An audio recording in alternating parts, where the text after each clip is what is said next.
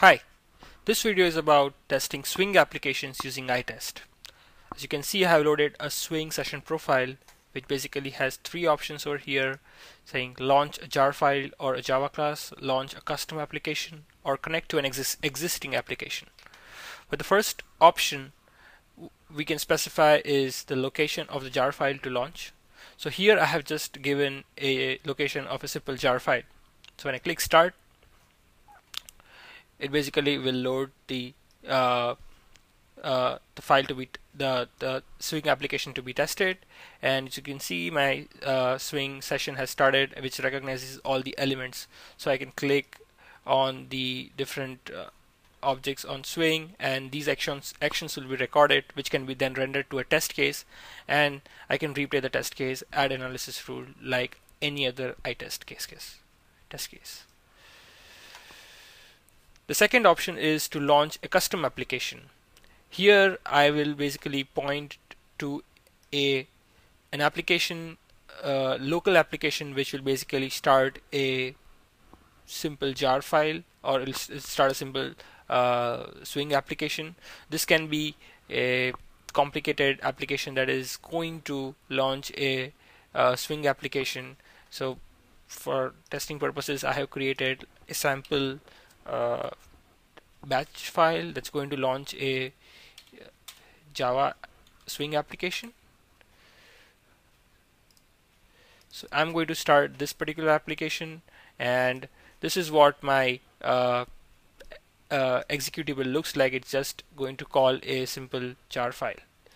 So when I launch this particular application, it's going to start that application and it's going to try to connect to that particular application.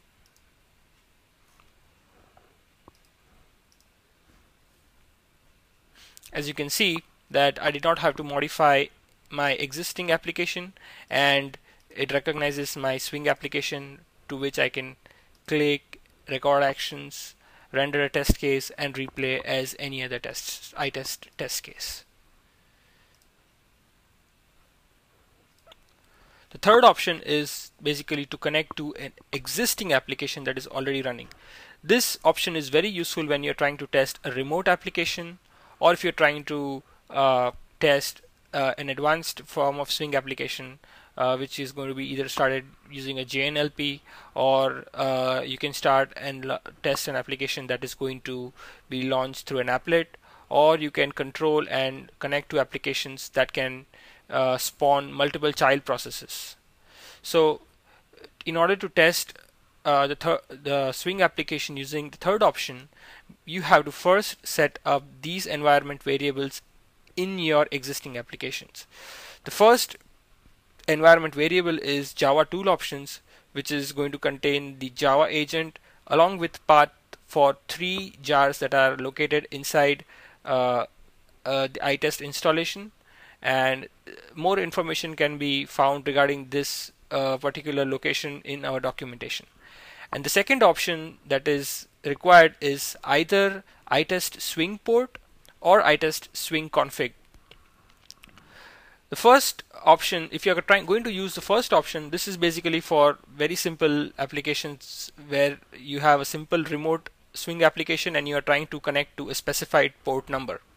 So you just specify the iTest Swing port with the specified port number, and the application will basically start, and iTest will try to listen to that application on the specified port. To give you a demonstration of how this works, let's first try the first option with iTest Swing port. So this is what my application currently looks like. It's just calling a simple Swing application. If I want to test a remote application, then I'll have to add the 2 environment variables, which I'm adding as Java tool options, which is basically going to give location to the jar files, and I'm going to set another environment variable over here saying iTest Swing port, which is going to specify the port to which I want to connect to. Once I have set this environment variables, I can go ahead and start this application.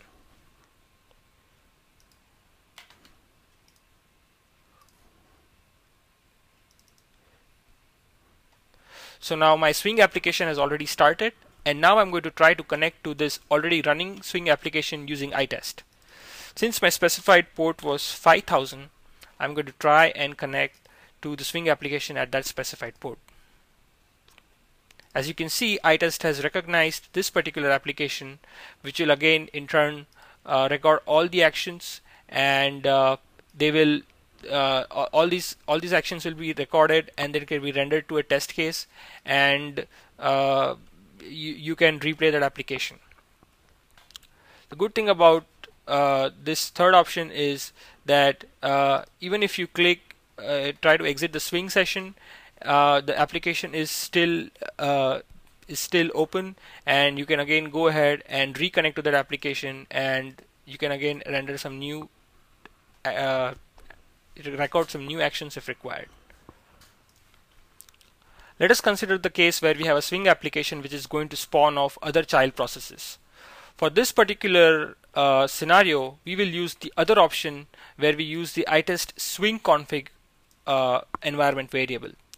The iTest swing config environment variable is going to point to a properties file which is going to specify the manner in which we are going to identify and connect to these applications.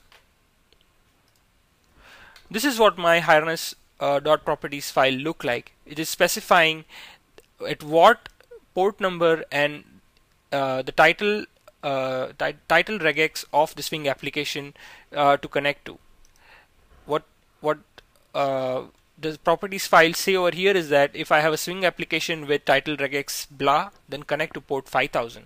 If I have this specified, I have a Swing application that starts with this particular title regex, then connect to port 3000, and so forth. As you can see that there are multiple pairs over here which have the same title regex. What it means is that if I have a child process with title convert, and at the first try iTest will try to connect it to port 3001. If there already exists a child process which has already connected to port 3001, then iTest will try to connect it to 3002, and so forth. As you can see, this allows you to connect to multiple child processes which have the same title regex. The last option over here is a special option which says that I'm going to connect. This is to specify that if a Swing application has no title regex, then connect it to port 3008. As a result, you can see that you can even connect to Swing applications that do not have any title present in their title window. So I'll go ahead and start this application with the specified environment variables. As you can see that my title regex is Swing application, and from my properties file it is going to try to connect to port 3000 first. So I'll go ahead and try to connect it to port 3000.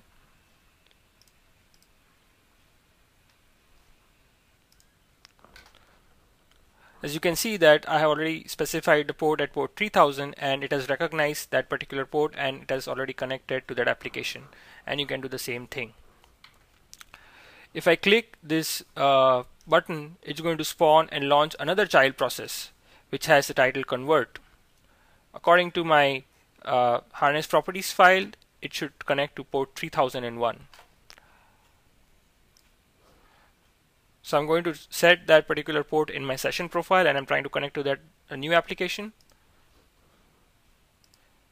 So it recognizes the new child process. Let's try another time. I click it one more time, it's going to launch another child process with the same title. This time, according to our properties file, it should connect to port 3002. So I'll go ahead and we'll try to connect it to port 3002.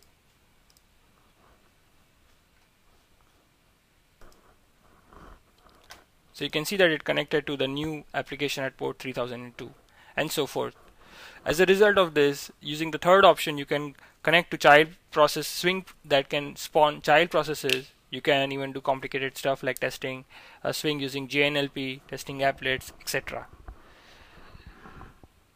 So The Swing application is now flexible enough to test Swing applications remotely using JNLP, child processes that are going to spawn child processes, etc. As a result of this, you can build test cases uh, which are going to do some Swing UI testing uh, in conjunction with the other session types that may be applicable in iTest, such as process or uh, telnet or SSH, in order to automate your uh, scenarios and making testing easy.